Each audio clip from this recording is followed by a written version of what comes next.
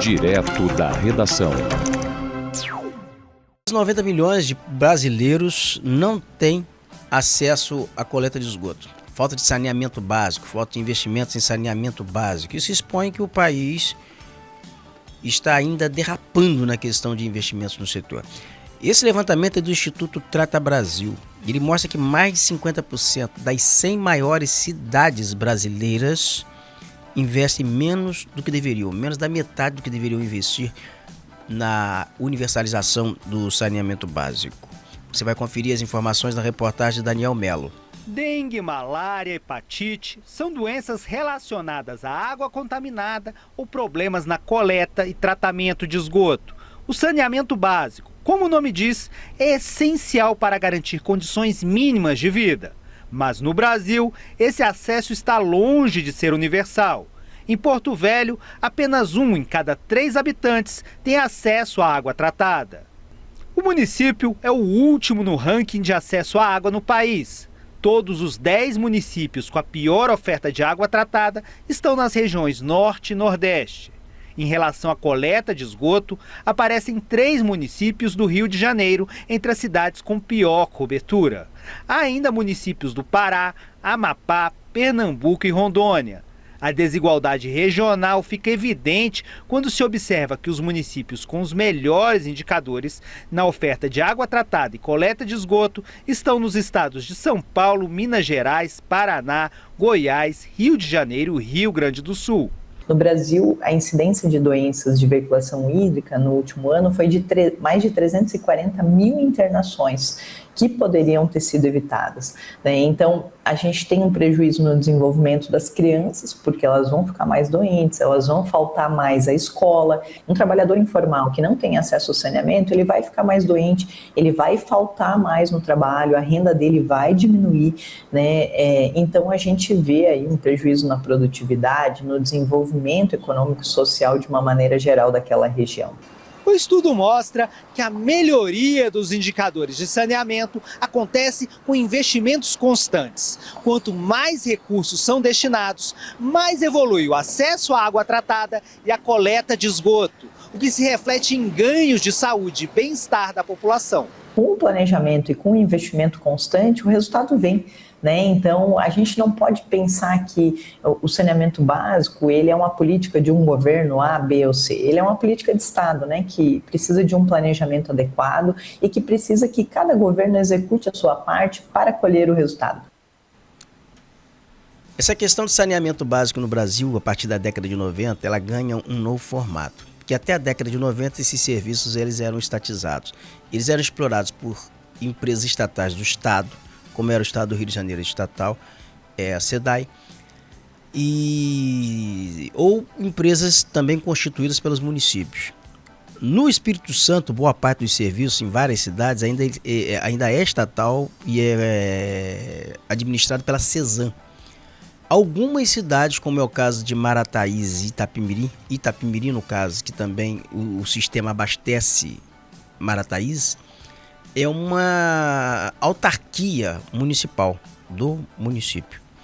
Mas onde se privatizou o serviço, a promessa era de que o saneamento básico ele seria universalizado por meio de investimentos. E no governo Fernando Henrique Cardoso, a legislação ela flexibilizou isso, permitiu a privatização do sistema, surgiram parcerias públicos-privadas, mas que na verdade são privatizações.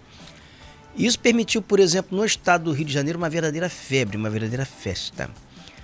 E a privatização desse sistema é fiscalizado por agências reguladoras, que são tão corruptas, maléficas e criminosas quanto as concessionárias que deveriam fiscalizar. No caso do saneamento, o estado do Rio de Janeiro, você tem talvez uma das primeiras privatizações do sistema, que foi na cidade de Campos dos Goytacazes, com a entrada da concessionária Águas do Paraíba, excluindo a SEDAI, tomando o serviço que era da SEDAI. O município, que é o poder concedente, ele licitou naquela ocasião e a empresa que pertence ao consórcio de Águas do Brasil ganhou a licitação. O Explora Serviço está há 30 anos, esse contrato já expirando agora em 2026 e eles tentando prorrogar isso por meio de aditivos sem nova concorrência pública. Vê como o negócio é bom.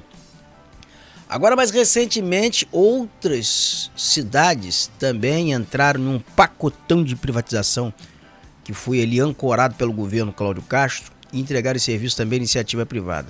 Quais sejam? Rio das Ostras, Rio Mais Saneamento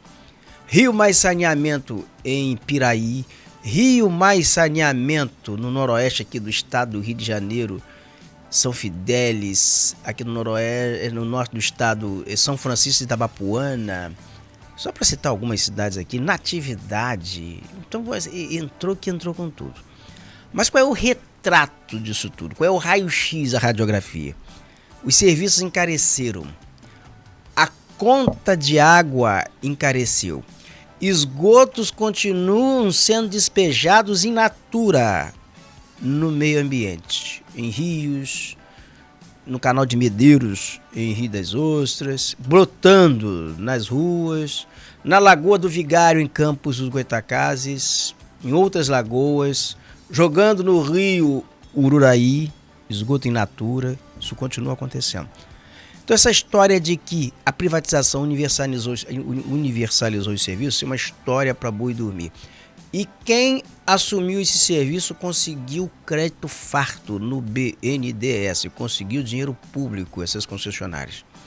Pegou dinheiro no BNDES, a perder de vista, conseguiu implantar aí de canalização de esgoto, foi com dinheiro do BNDES emprestado. Então o governo privatizou e emprestou dinheiro para que essas empresas modernizassem o serviço, investissem em ampliar o serviço. Isso não acontece. Nós temos gente ainda aí consumindo água suja, consumindo água inapropriada para o consumo humano, um monte de gente. E no estado do Rio de Janeiro, um agravante, um decreto do governo do estado, do governo remanescente, do governo Rosinha, que proíbe o cidadão comum de ter poço artesiano no quintal. Se o cidadão quiser abrir um poço artesiano no quintal para se ver livre de uma concessionária, ele não pode. Esse decreto proíbe ter poço artesiano no quintal. Então veja bem que esse serviço hoje ele se tornou um monopólio das empresas privadas, dessas concessionárias, que não resolveram o problema, encareceram os serviços e o sistema de saneamento continua uma verdadeira porcaria. E são empresas blindadas nos tribunais de justiça. Essas concessionárias, para conseguir uma condenação dela no Tribunal de Justiça, como no Rio de Janeiro, você pode assim levantar a mão do céu, vai para o TJ, vai para o STJ, vai para Brasília, porque no estado do Rio de Janeiro dificilmente vai se conseguir condenação dessas empresas.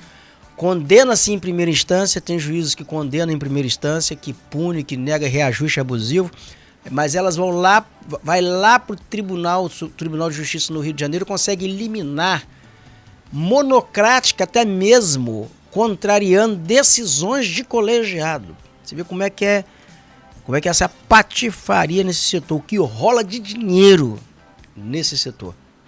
E você agora vai se surpreender ainda com outra coisa, né, que das 100 maiores cidades brasileiras, está nesse levantamento do Trata Brasil, das 100 maiores cidades brasileiras, mais da metade, mais de 50% investe menos de R$100 por habitante, quando por ano, deveria investir R$225 por habitante para universalizar o serviço de esgoto. Você vai conferir agora os detalhes na reportagem. O levantamento aponta que ainda persistem desigualdades no acesso ao saneamento básico no país. Nas 100 maiores cidades do Brasil, o índice médio de tratamento de esgoto é de cerca de 64%, distante da meta de universalização. Apenas 17 municípios investem em saneamento mais de R$200 por habitante. As cidades com maiores níveis de investimento por habitante são Praia Grande, em São Paulo, Aparecida de Goiânia, em Goiás, e Cuiabá. 3 cidades alcançaram 100% de cobertura da coleta de esgoto: Curitiba, Santo André, na Grande São Paulo, e Juiz de Fora, em Minas Gerais. Outras 37 cidades têm índices superiores a 90%. Mais de 90 milhões de brasileiros não têm coleta de esgoto, enquanto mais de 30 milhões não têm acesso à água potável.